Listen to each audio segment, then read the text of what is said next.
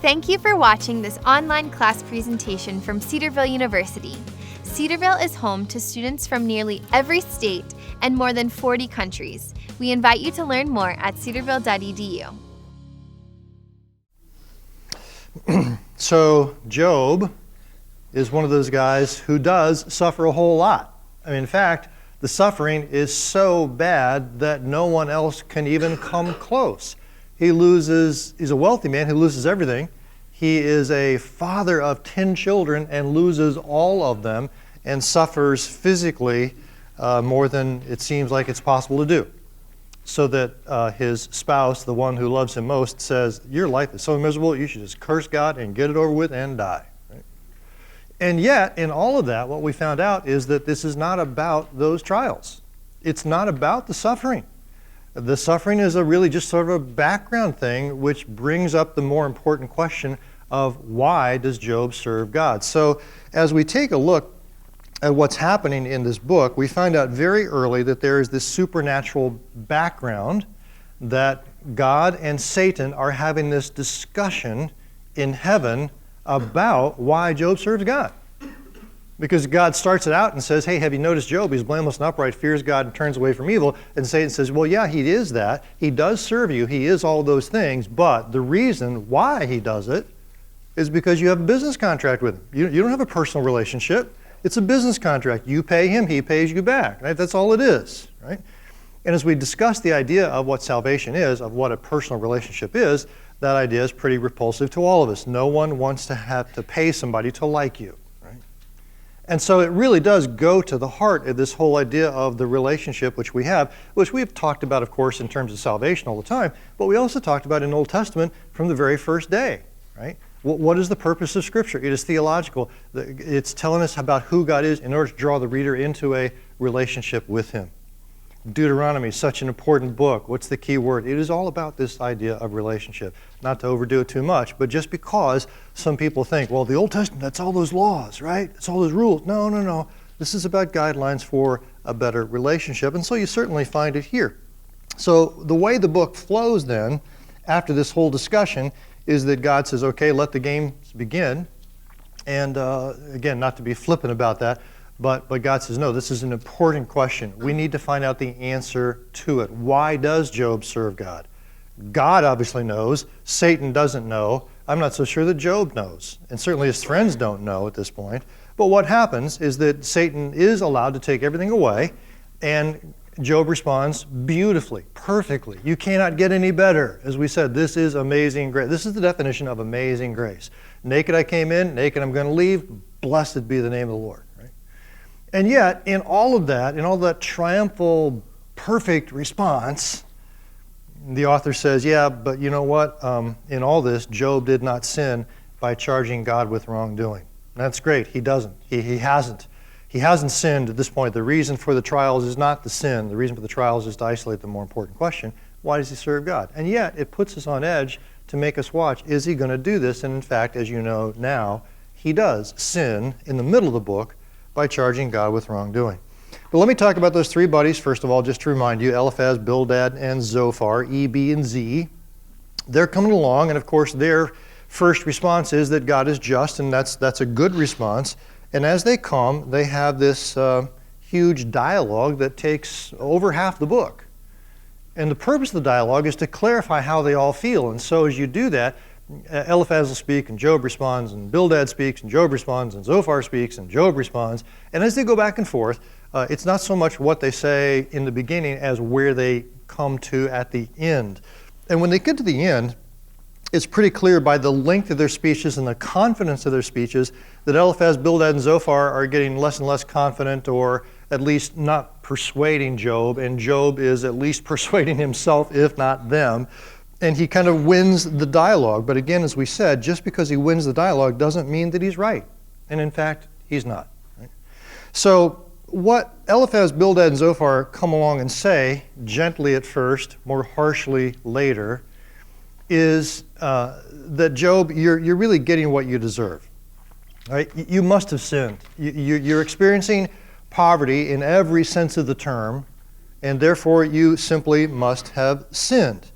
And what they're leaning on here is retribution theology. Now, again, I don't want to just throw it out the window. It's not all that bad. In fact, there's a lot that's good about it.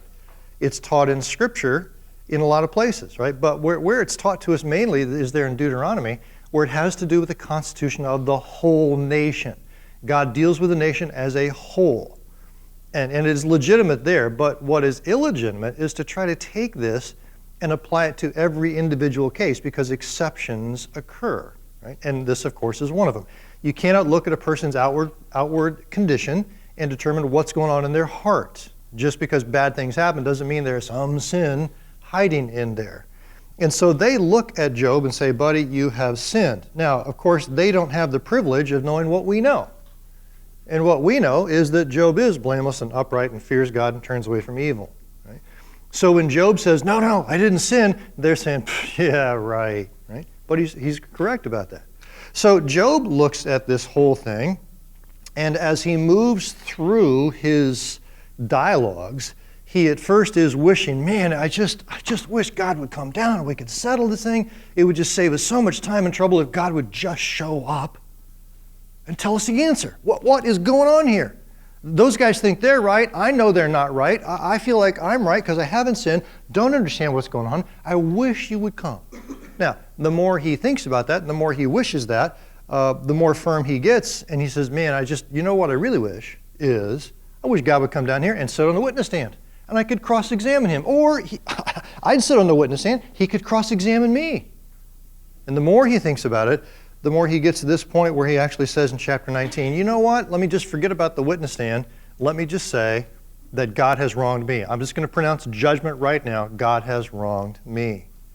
And so, as you look at this whole thing, you've seen this progression from chapter 9 to chapter 13 to chapter 19, where he went from this very general, though one wished to dispute, to a singular, I desire to speak to the Almighty, to this accusation, God has wronged me, all of this in light of Job 1:22. Now, again, just make it really, really clear, why the trials come? Because he sinned? Answer, no. Does Job sin in the book? Answer, yes, here, but not until chapter 19, all right? So when we say, did he sin, it depends on when we're talking about it. And by the time you get to the middle, he does, in fact, sin by charging God with wrongdoing. And the question I left you with was, has Satan won? So as you take a look at that big contest from the very beginning, you've got to wonder here, man, how is Satan doing here? Is he pretty happy about this? Has he won? Are the bets off? Is God going to have to pay his $20 or whatever it is they bet? Before we answer that question, though, I want to go on and take a look at where Job is right now. And so look with me in Job chapter 29 at Job's reflections. This is kind of after that dialogue is over, and here's what Job is having to say. Job says, in the past, oh, for the days when I was in my prime, when God's intimate friendship blessed my house. The young men saw me and stepped aside, and the old men rose to their feet. The chief men refrained from speaking and covered their mouths with their hands. Right? So when Job would walk into the room, people would be quiet because he was the man, right? And he talks about God's intimate friendship blessing his house. But now, the opposite is the case. Now their sons mock me in song. I become a byword among them. They detest me and they keep their distance. They do not hesitate to spit in my face. Right? So there's the before and the after. And now it's like, man, you were the big man, and now they don't care about spitting right in your face. So where is Job in his own heart? Well, that's where we get in chapter 31. Look at this. Job says this, I made a covenant with my eyes not to look lustfully at a girl. Now, when you see that kind of language, and if you have any kind of familiarity with the Bible at all, your mind probably goes to the Sermon on the Mount, right? Because that's where Jesus says, you've heard it said, but I say unto you. You've heard it said that you should not commit adultery. But I tell you, if you look lustfully at someone in your heart, you've broken the commandment already. Now, a lot of people make the mistake that what Jesus is doing is taking what used to be in the Ten Commandments, a fairly easy thing to do, don't commit adultery, and he makes it much, much harder, right? And it has to do with the heart as well. Jesus is not doing that. He is disagreeing with how the Pharisees understood it. Jesus is saying, no, this is what the Old Testament law always required. Even when you take a look at all those 10 commandments, you get to the very last commandment, which is do not covet.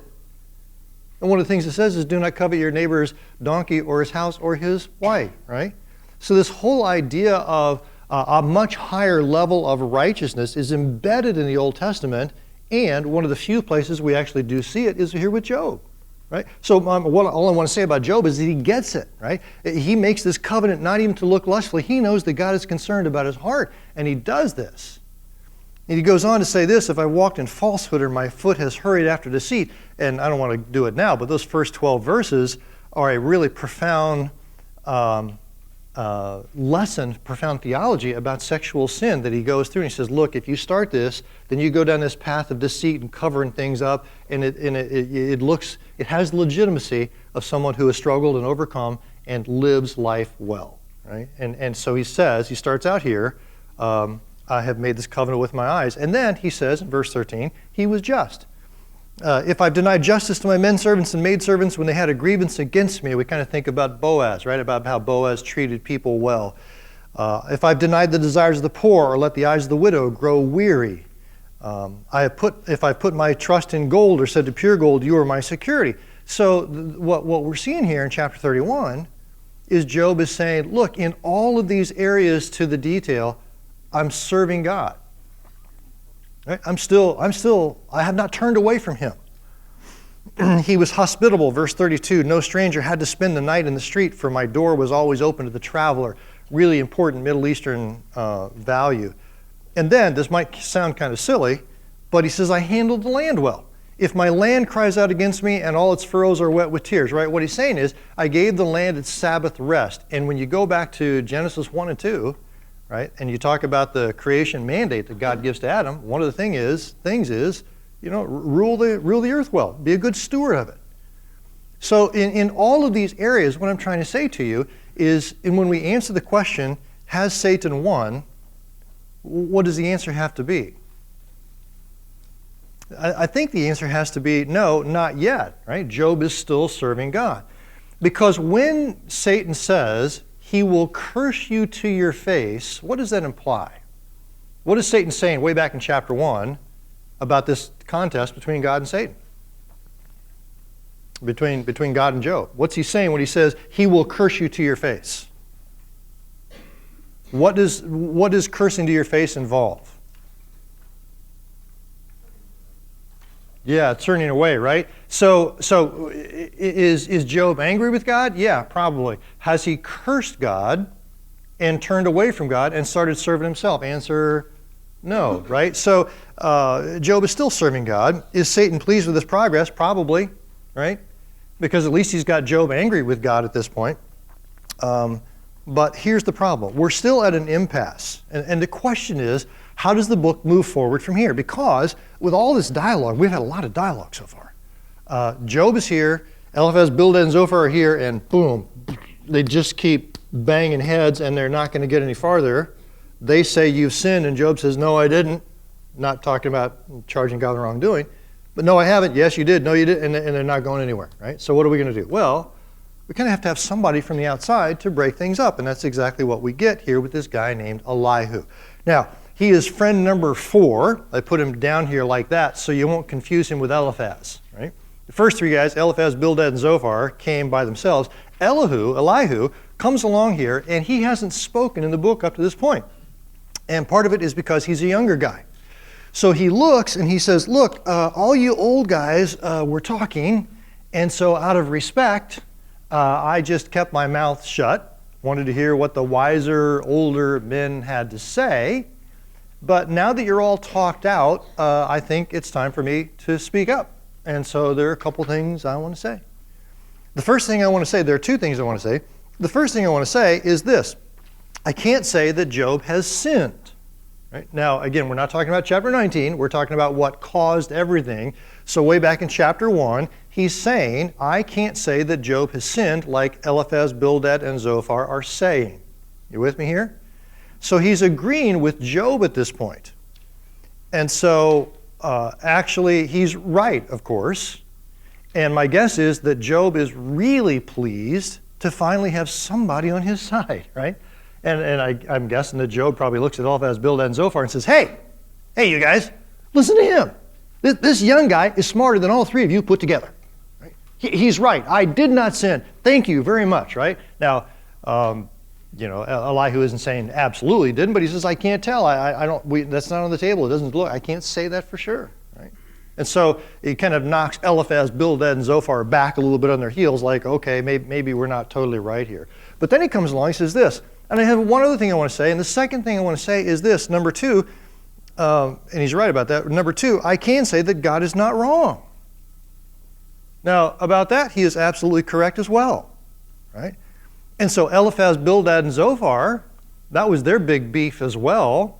They look at Job, and now they look at Job and say, hey, Job, maybe you ought to listen to this young boy. He's smarter than you are too. God is not wrong. You can't say that God is wrong. That's unjust, and that's a false accusation you made against God, right? And so what Elihu is doing here is he's coming and he's kind of getting after the failures of Eliphaz, Bildad, and Zophar and the failure of Job. And he kind of like, he comes in, he punches one side and then he punches the other and he knocks both of them back on their heels just a little bit. Kind of breaks up the ground a little bit so that we move from the impasse and maybe both parties are ready to listen to something else, which exactly is where we're going to go now to the interaction between God and Job. So here we find ourselves in chapters 38 to 42, and Yahweh is going to speak for the first time. Now this is a fascinating part of the book. Obviously, the big conclusion to the book, because up until this point, we have had all sorts of speaking and blabbering on from people who don't know. And what most of them are saying is, man, I just wish God would show up and speak, right? And so now all of a sudden, finally God does. But what's interesting about this is that Yahweh does not answer any of their questions. In fact, it's in some ways kind of strange because what Yahweh does is he simply asks questions himself of them. And the questions which he asks of them don't actually seem to be very relevant, but of course they are. We just don't understand what the real issue is, and we will find out as we move through here. So Yahweh begins to ask these questions of Job and others, and so we cannot mimic the situation perfectly, but we'll give it a shot, okay? So it's my class, so I get to be God, and you get to be Job, all right? So do your best to imagine what it's like that God shows up out of this huge storm and God speaks to them. And he asks them these questions, right? Because Job was all excited. Oh, I wish God would show up. I'd put him on the witness stand and then we'll go from there. And God shows up and all of a sudden Job kind of melts like, oh my goodness, he's actually here, right? Like you're talking bad about the boss when the boss isn't there and then the boss shows up and all of a sudden it gets real all of a sudden, and it does here. So the Lord spoke to Job out of the storm, and he said this, who is this that obscures my plans with words without knowledge? Right? So what God is saying to him, the very first of all, is, God, I have a plan I'm working. You think that I'm out of the loop. You think I don't know what I'm doing, but I totally am in control. I have a plan, and you're obscuring my plan. Right? With words without knowledge. Brace yourself like a man. I will question you, and you shall answer me. Now, if this feels a little bit like it's confrontational, it's because it is. Because Job has said, God, you wronged me. And God says, oh, really? Really? Okay, let's talk about this. And God comes down here and says, okay, if you're going to accuse the creator of the universe, then you stand up and brace yourself like a man, and I will question you. And so here's where we go. We're going to dive in. And he says this. He starts out, where were you when I laid the earth's foundation? Right? Now imagine God is speaking this to you. Right? And he's serious. He wants an answer here. Where were you when I laid the earth's foundation? Tell me if you understand. Who marked off its dimensions? Surely you know. Right? You say, that's sarcastic. You bet. This whole thing is dripping with sarcasm. Because we're trying to make this point. God is trying to make a point. Who stretched the measuring line across you? You know, don't you, Job? What are you going to say? What are you going to say? When God created the earth, when he laid off the dimensions and he put them down there, who did that, Job? Well, weren't you there? And the answer is, sorry, no. Can I have the next question? Sure. I got 69 more questions. Here we go. Who shut up the sea behind the doors when it burst forth from the womb? When I made the cloud its garment and wrapped it in thick darkness? When I fixed limits for it, for the sea, right? And I set its doors and bars in place. When I said, this far you may come and no farther. This is where your proud waves halt. You know, when the ocean comes up there to the land and all of a sudden the waves can't go any farther, who told them that was the spot they could go and no farther? Was that you, Job? Were you around when that happened? What are you going to say? No. Could I have another question here? Have you ever given orders to the morning or shown the dawn its place? Right, Job, have you ever been on a camp out and it was really, really cold and you woke up at 3 a.m. and you thought, oh man, I just wish the sun would come up? And have you ever, at that point then, clicked your fingers and said, dawn, come up? You ever done that, Job? Huh? Well, yeah, I've been out and it's really cold and I've wanted to, but I've never, and it never works for me. Yeah, amazing. You can't give the dawn its orders. You can't make it arise, can you? What is the way to the place where the lightning is dispersed? Or the place where the east winds are scattered over the earth? Do you know that, Job? Or does the rain have a father? And who fathers the drops of dew? Where do they come from? Can you raise your voice to the clouds or cover yourself with a flood of water? When it's really dry out there, have you ever wanted to just say, okay, let's have it rain? Can you do that, Job? That's one of my favorites. Do you send the lightning bolts on their way? Do they report to you and say, here we are? Right? I just think this is the greatest thing. The sarcasm is just what gets me, right? Do they report to you? I've always wondered who sends those. It's you, Job, isn't it? Yeah. Yeah, you're the one who's been doing it, aren't you? Yeah. And Job's there like, no, right? And so what we've got here is Yahweh is speaking. Now the question, though, is this. All these questions don't seem to be to the point, right? I mean, he doesn't answer anything about justice. He doesn't answer anything about those kids, right? He doesn't say anything about Satan. He doesn't answer anything about Eliphaz, Bildad, or Zophar. It's like God comes along here, but he's got this agenda which is totally different than ours, and we don't understand it. So the question is, Yahweh is coming to speak powerfully, but the big idea is why? Why is he doing this, right? And so I think the answer to why God decides that these questions of Job are the smart way to go is this, that Job was down here, and originally Yahweh is up there, at least in Job's thinking. And that what Job is saying is that, well, Yahweh is, of course, the judge, right, before all this began, and even at the beginning, and Job is just the mortal. But the trouble is that through this dialogue, as they've talked things out, in his mind, things have started to switch. You see this? And so all of a sudden, Job starts to feel the freedom to say, wow, I wish Yahweh, my buddy, would come and we could kind of hash this thing out, 50-50.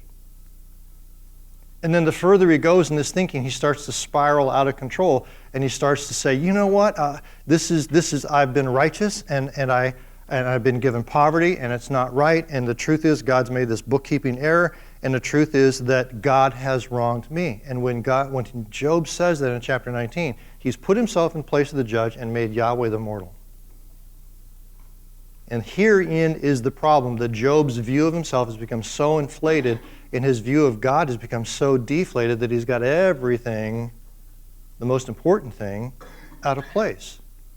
And so God comes along and asking these questions in order to help Job see that the problem here is that he doesn't know everything, right? And what God is trying to say through these examples of biology and botany and stuff is not just that, but he's trying to say, see all these things that you marvel at? I actually made them.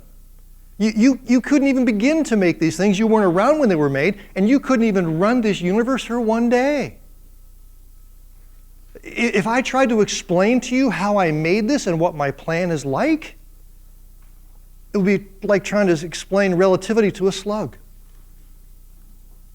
Not that Job is on the level of a slug, but if you want to put the proportion in there, God is enough smarter than Einstein than Job is in the slug. And you say, I couldn't even begin to explain this whole plan to you. You wouldn't be able to begin to fathom it if I even tried to explain it to you. So then the Lord said to Job this, Will the one who contends with the Almighty correct him? Let him who accuses God answer him. So God kind of takes this break and says, okay, let's see how we're doing so far. Have you got it? Do you understand the problem here that you put yourself farther above me than obviously you belong? And so Job responds like this. Then Job answered the Lord, I'm unworthy, how can I reply to you? I put my hand over my mouth, I spoke once, but I have no answer, twice, but I will say no more. Now, when you first look at that, it seems like, whoa, that's pretty good. Job's going to kind of shut up. But wait a minute, hold on, look at it carefully, look at it clearly. What has Job done?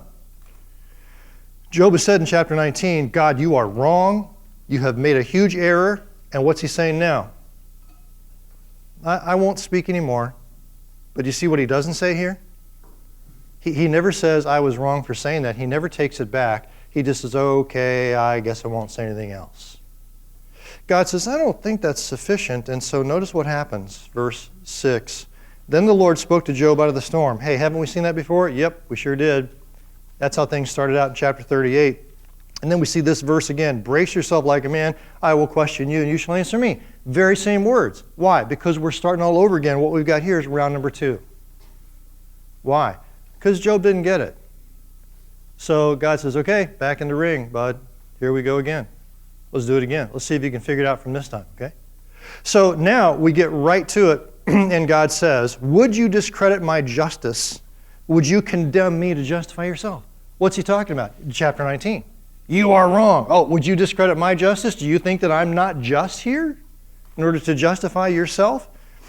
Do you have an arm like God's? Can your voice thunder like his? So what he says to Job is, if you think you're in the position of being up here, of being the judge and God, can you act like God? Right? Do you have an arm like God's? Can your voice thunder like his? Can you adorn yourself with glory and splendor? Can you clothe yourself in honor and majesty? Can you do that, Job? If you think you're big enough to make the judgments that only God can make, can you really act like God? Unleash the fear of your wrath. Look at all who are proud and bring them low. That's what God does, right? God humbles the proud and he gives grace to the humble.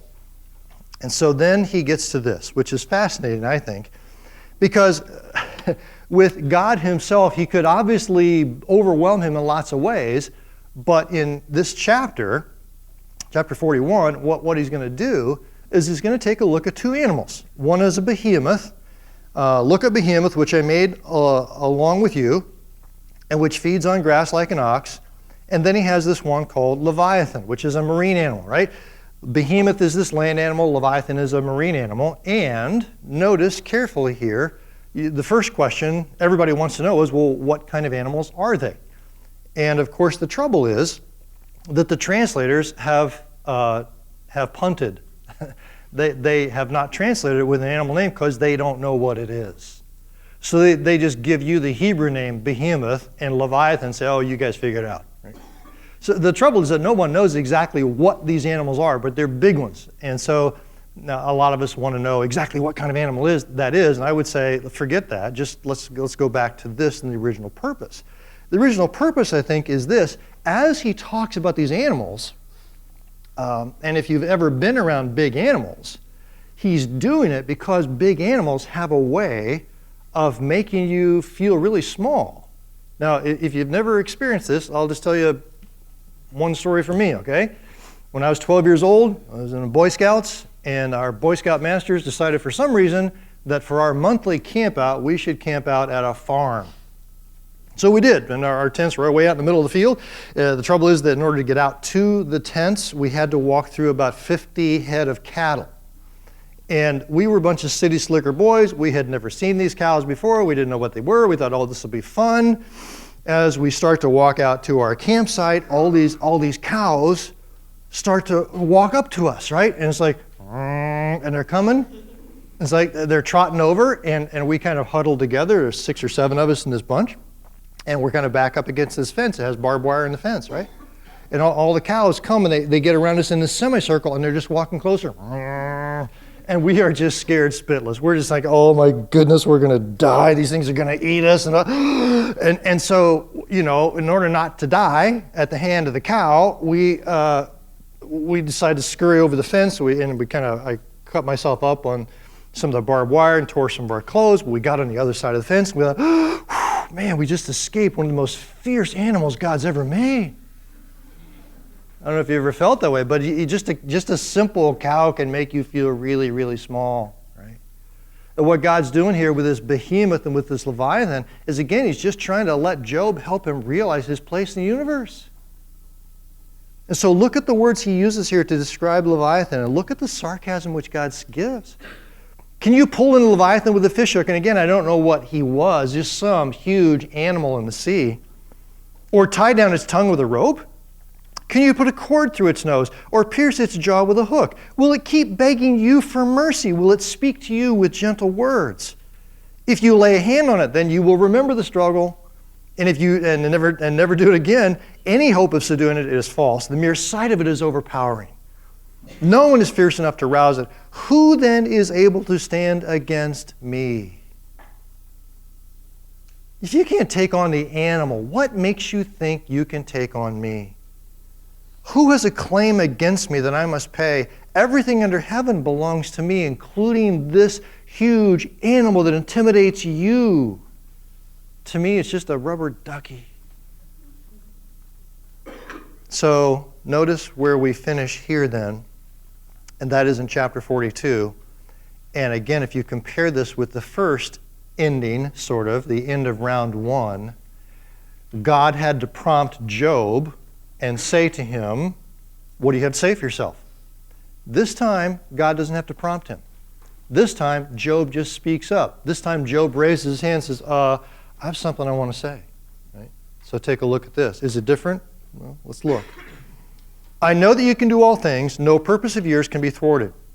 You ask, who is this that obscures my plans without knowledge? And surely I spoke of things I did not understand, right? My plans. That goes back to the very beginning. Job says, okay, I get it. You are in charge here. Things too wonderful for me to know. I couldn't understand your plan even if I tried. And then he says this, you said, listen now and I will speak. I will question you and you shall answer me. My ears had heard of you before, but now my eyes have seen you. So he says, God, I had an understanding of you to some degree, but not nearly like I do now. As you have asked these questions, I've gotten deeper, deeper, deeper insight into who you are, that you are the all-sovereign, creative master of the universe who is so far above me, I can't even begin to understand the smallest part about all of you. And therefore I despise myself and I repent in dust and ashes. Now, do you see the difference between round 2 and round 1? In round 1 he says, okay, I'll stop talking. Round 2 he says, no, I'm sorry, I take it back. I repent in dust and ashes. So we look at him, and if Eliphaz, Bildad, and Zophar were there, we'd say, oh, you repent of your sin in chapter 1? And Job would say, no, there was no sin in chapter 1. The sin, the thing of which I repent, is charging God with wrongdoing. But you think God treated you wrong. If you didn't sin, didn't God treat you wrong? And Job says, no, that's exactly the point. The point is this, that knowing who he is here, I simply want to serve him and I don't care what happens to me. Did the suffering that come in, was that unfair? No. I just want to serve him and I don't care what happens to me. I don't have to have this kind of retribution theology in my life. I will serve him simply because of who he is. He is so amazing and so good, he won't do anything to me ultimately that's bad. And he is so wise, he won't do anything to me that is foolish. I trust him and he can treat me any way he wants to. I'm just so happy to be on his team. I will serve him no matter what. I don't care what happens to me. It's not about what happens to me. It's not about the rewards. It's simply about this relationship with him. So what's happened in this chapters 38 to 42 is simply this, that Job has been willing to let God be the judge again and put himself back in the place of the mortal, the servant. He says, God, I trust you. I will serve you just because of who you are, not because of what happens to me. So as we come back then to this ultimate question, and it is an ultimate question, probably the ultimate question going on in heaven. What we learn from Job is this: if I serve God because it is good for me, I have to ask myself, am I serving him at all? That question about motives is really pertinent here, and we can illustrate this on a couple different levels, right? But you need to listen to this and understand how it affects your life. Start out simple, okay? If I say to my grandsons, I say to them, they're over for the day, and I say, hey, you know what? Your grandmother has made some of the most juicy, hot, fresh, good-smelling chocolate chip cookies in the world. They're sitting there on the table, and I'd really like you to eat them. What do they say to me? They say, oh, dear grandfather, we despise such morsels. Because of our love for thee, we shall eat the cookies, right? No, not in my world, not in yours. They're not going to do that. They're just going to go and they're going to see those things, and they're going to snarf them down, right? Why? Because it's good for them. Do they do that because they love me, because they have a relationship with me? No, they like the cookies. It's good for them, right? But if I ask them to do something hard, like go clean up something, then it's harder because they don't immediately want to do that, right? But on a more pertinent level, let's just talk about us for a second, okay? If I say to you, I speak to you, I as your Bible prof, right? The professional Christian. This is my job, to be holy. If I say to you, today, I've thought about it, I'm not going to steal or I'm not going to commit adultery, because if I do, I could lose my job. You say that's true, but doesn't that statement bother you? I mean, if the only reason I can think of not to sin is because it might affect my paycheck, isn't that kind of a red flag? If that's the best reason I can find not to sin, to do what is right, then I got to say to myself, am I serving God or am I just serving myself? And I want us to start to think about the behaviors which we have every day, which we have become settled in, and we're being blameless maybe, but the question is, why do you do that? Do you do that because it might affect you badly in your social standing, because it might affect badly with the way mom and dad think about me, or it might affect my... Why am I doing what I'm doing? Say, we're parsing this out too carefully. I don't know. If this is what God and Satan are talking about in heaven right now, about why you serve God and why I serve God, this ought to be at the top of our list, to ask the question, why am I serving?